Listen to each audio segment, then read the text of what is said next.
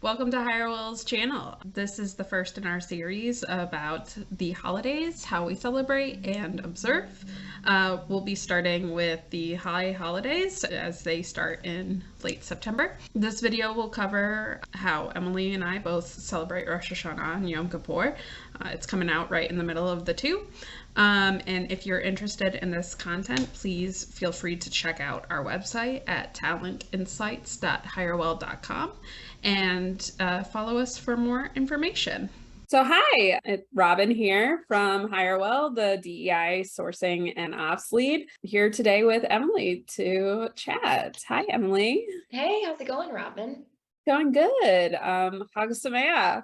Chag Sameach. I am really excited to be here. I know we've chatted about, some similar topics before, but honored to be kind of your first in this series. But I guess tell the people too what the series is so they know what they're tuning in for. I jumped right ahead. I was like, let's get into it. We're getting right into it. What we're doing. No, we are going to be talking today about holidays. So we're Hirewell. We're going to have a few episodes of this where we talk about various holidays, and Emily and I have graciously volunteered to specifically talk about the Jewish holidays, specifically the high holidays, which as we are recording starts next week.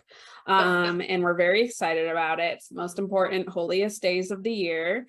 And we'll talk a little bit more about that. So we're just going to kind of go over a few things about the high holidays, how we celebrate, and what they're all about, and how to observe if you so choose, or how to support people who observe.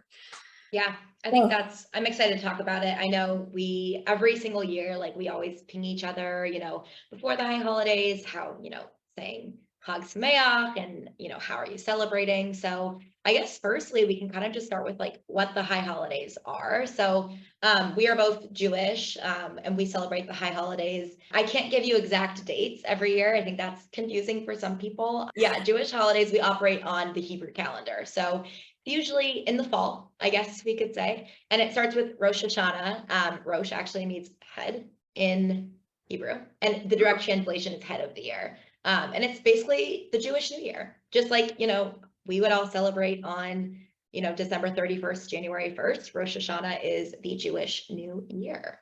Yeah. Yeah. I actually did not know that Rosh means head. So Surprise. I'm here to drop all the knowledge. Oh, I love it. I love it. I feel like we have Venn diagrams of knowledge because I have such obscure knowledge, but I don't know basic Hebrew. It's pretty great. We all have something wonderful to add. We do. It's a lovely borscht of buttons. Borscht. Well, I'm curious too, because and we can start, we'll get into Yom Kippur after. Yom Kippur is kind of the second high holiday in our major festivals. But I guess let's start with Rosh Hashanah. So New Year, right? How do you celebrate Rosh Hashanah? So Rosh Hashanah, it's because it's so close to Thanksgiving, I rarely get to go home for it in recent years, but I'm very excited because this year I'm going to be spending it with my cousin. But when I'm with my family, we always roast a chicken. It's always chicken. Yes. And then honey apples, of course, for a sweet New Year. And my aunt always makes the round challah loaves for us. She's always doing it, and she always makes the cinnamon and raisin one for me to take back. When I was in college, she'd always give me one to take back to the dorm and everything. What a good aunt, the best aunt. Yeah, it's so funny. I feel like so much of Judaism is just about tradition and about food. I know for me, you mentioned apples and honey, that's a very traditional thing for people to eat on Rosh Hashanah. It's supposed to signify a sweet new year. I remember growing up and singing apples and honey on Rosh Hashanah. So yeah, apples and honey for the sweet new year. So whether or not you're celebrating, you can, definitely partake in that. That's a fun tradition. We also, my family's really big on kugel. And kugel is a very Jewish dish. And every single time I bring it up to other people, they're like, what? Yeah. And it sounds so gross when you describe it, but it is Oh my God, there's literally nothing better. Are you not, do you not like it? Or are you about to No, tell me you don't I'm just like it? remembering Okay. one time a friend made it for a holiday party that I was throwing because she like searched Jewish recipes and she called it a sweet lasagna, is what she called it. Honestly, it is. It's literally like a sweet noodle casserole, but it's made with like egg noodles.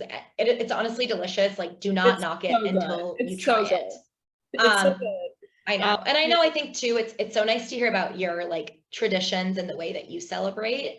But I think that's what's cool is there's so many different ways to celebrate. Yeah, and I also love that without thinking, I led with food because I'm Duh. always so excited for that, like, because it's not something that you get to have all the time, but like Exactly. the particular way that my mom would roast chicken for this holiday is like that thing that I think of whenever I'm sad. And I remember the first time I tried to roast a chicken and I did not have any carving knives, and I had like my sad Chicago apartment that like I was essentially living as if I was a frat boy, like no bed frame, mattress Just on like the, mattress on the ground. Perfect. Yeah. and I roasted a full chicken for Rosh Hashanah and I tried to eat it with my roommate and we had no idea how to carve the chicken. None at Yeah. all.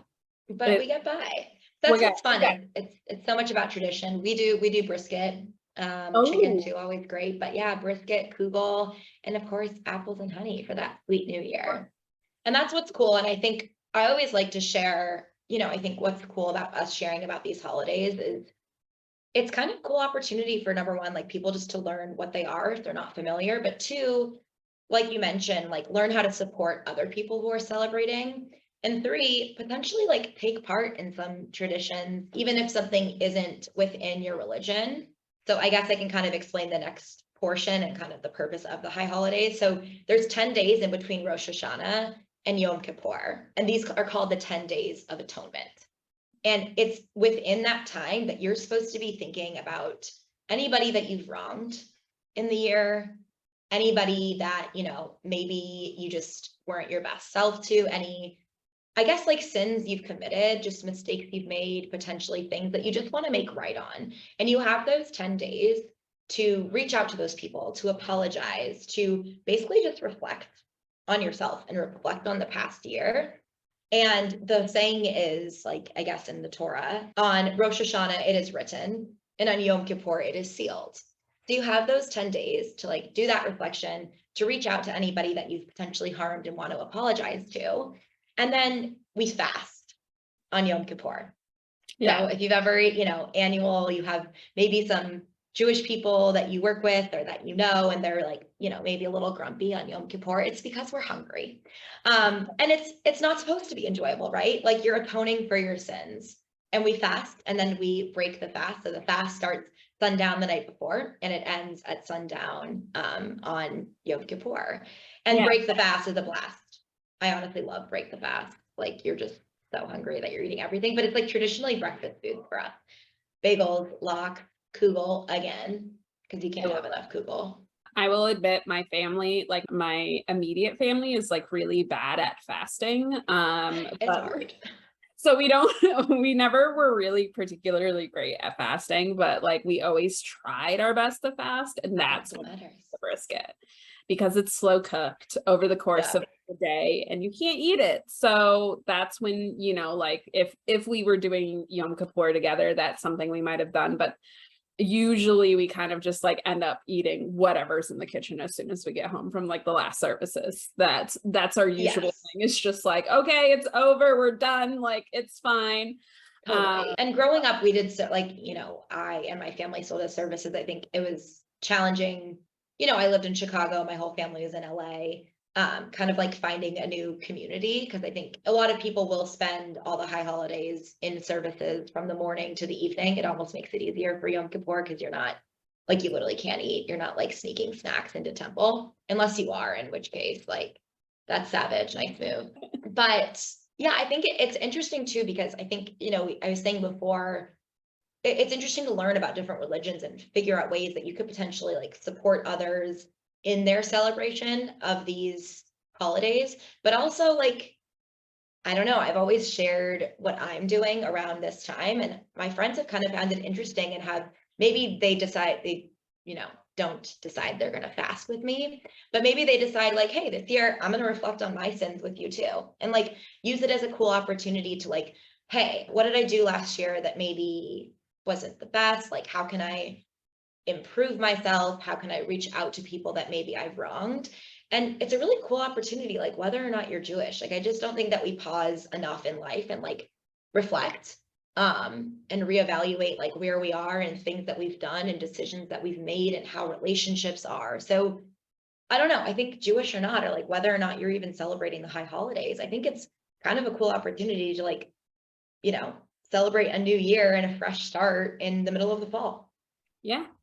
And I always think that the beginning of the fall is always a good time to kind of like think about things. I always think about the casting of the sins whenever I'm like doing, like, that's the time that I usually will think the hardest on things. I forget what the Hebrew name for it is, but we throw bits of bread into a body of water and think about, go through all the different sins we might the have sin we committed. have committed against you. Yeah. Yeah, it's part of the process, part of the services, and it's always the part that I like the most.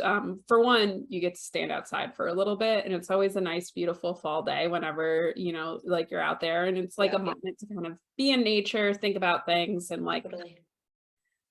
it's always really great. I think that's awesome. And I think we're lucky. Like, I think people set goals and resolutions sometimes like once a year, right? It's like, it's January 1st, we're setting those goals. So it's just so nice to have, our lives move so quickly and there's always so much going on that there's not always enough time to like pause and reflect and set new goals. It's kind of a nice opportunity to have another point in the year where you're gonna like, hey, I'm gonna pause.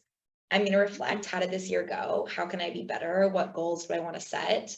I remember in a sermon once, like a rabbi was talking about, we do this every year.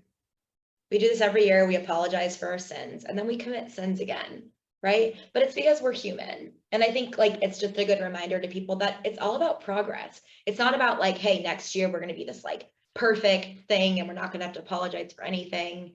I just think it's a good reminder also that it's all about progress. It's all about reflecting. It's all about just like trying to better yourself, even knowing like you're human and you're going to continue to make mistakes. Right. So I think it's cool. And if anyone ever, wants to learn more, ask more questions about it, we're not experts, but 30 some odd years of celebrating and always happy to chat about it. I'm curious too what you think, just because we've talked about this in the past with like current employers and previous employers, just about like how potentially, we're obviously looking at this through a work lens slightly, right? Like how people in the workplace can support those who are celebrating the high holidays. I mean, so we've talked before about the importance of managers supporting their employees when they want to take the time off. And I don't know about you, but I'm traveling to see my cousin for the day. So like for Rosh Hashanah, so I'm going. Did you say you're coming to the West Coast? I think you told me. Yeah, a little bit different zone. I'm going up to Seattle. So we're going a little north, but we are the two outliers who never get to go back to our hometown. So you've united. Yeah. I'm like, she's gonna cook a chicken and honey and apples. And I was like, what? Okay, I am on board. But our grandmother actually passed away the day after Rosh Hashanah. So to us, we also have we always joke that she wouldn't want us to mourn for very long because if you pass away during the high holidays, your mourning period gets shortened because of all the rules. Yeah, so we always, that's one of the things that we talk about. So we're gonna spend those days together, and I'm very excited about it. Sure, that like you're like supporting people if they're taking the day off. If somebody needs to take Yom Kippur off, because they become like the absolute meanest person ever when they fast, and they're just like not nice to anybody. Just making sure that you're not saying like have a happy Yom Kippur, like take a second to Google what you should say, which is have an easy fast. And we can help you with that here too. So, in terms of like supporting, friends or coworkers who are celebrating the high holidays. So you can say, there's many ways to say it. Shana Tova or Lashana Tova means Happy New Year. For Rosh Hashanah. You can always say Chag Sameach. That really applies to any Jewish holiday. It's basically just like a celebratory, like happy celebration type of situation. Yeah. And then Gamar Tov. Gamar Tov means basically have an easy fast for Yom Kippur. And yeah, I think it's hugely important. Like, number one, if you say like Happy Yom Kippur, I'd be so appreciative, right? Like, yes, of course, take the time, try to learn like what to say, but I think it's all about effort. Like, it's so nice for it to be acknowledged. I know we talked in our last video just about like how much of a minority Jews are.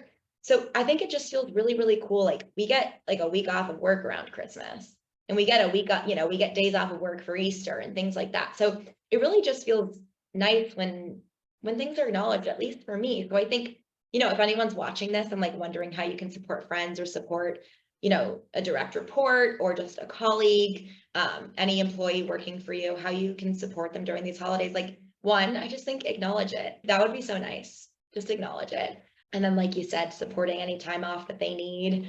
Yeah, I mean, those are kind of the main ones that I can think of. You don't, if you want to send me a roasted chicken or brisket or apples and honey, great, I'll give you my address. But I think, like you said, it's just acknowledging it. And if you want to take part in just some of the practices, we're always happy to share more, and you can learn more about how you can participate.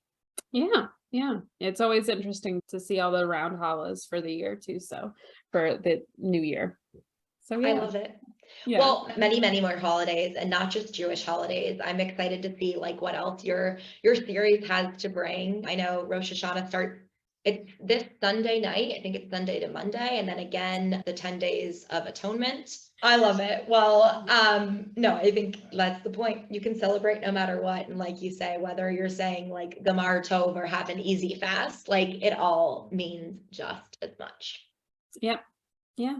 Well, thanks for having me on your series. I'm always happy to, I know we always joke we're like nerding out over these topics, but it is fun to talk about. Like we said, we always appreciate when people just want to learn more and to support the celebration in any way. So appreciate you having me on. Thanks for being happy to talk. It's always fun to talk to you about this stuff. It's always nice to see how the differences in celebration between us. I love it. Like you said, it's that Venn diagram. There's so many commonalities. And then, like we said, I think a lot of Judaism and a lot of religion in general about tradition. And it's really cool hearing about how different people and different families create their own traditions. Yeah. I love it. I love it. Well, we'll chat more soon. I'll be back, I'm sure. Yeah, definitely. Amazing. Well, Chag Sameach. Thank you for joining if you're watching, and we'll see you all soon. That was our video on the high holidays. Please join us as we continue to talk about different holidays this season, going from September to early January.